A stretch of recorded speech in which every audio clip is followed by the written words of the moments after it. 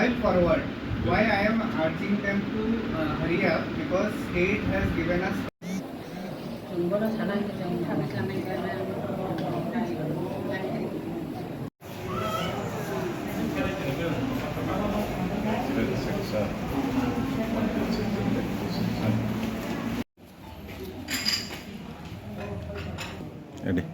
There is irregularities in selection of beneficiaries under PMAYG 2.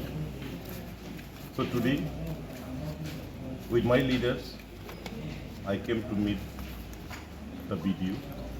I have categorically told them regarding the problems in Kakrasara and Nonosara particularly, and of course, in all the 14 VCs of my constituency, that the genuine beneficiaries should get, because what we have seen is in their names or in their job card name, as many as 44 beneficiaries in Kakrasara alone has got their name approved, which means 44 genuine beneficiaries will not be getting the house.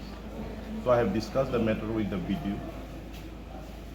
He have given us time so that by Monday we may submit fresh name whose name has been rejected from the waiting list. So we are doing that so that the genuine may get. Thank you.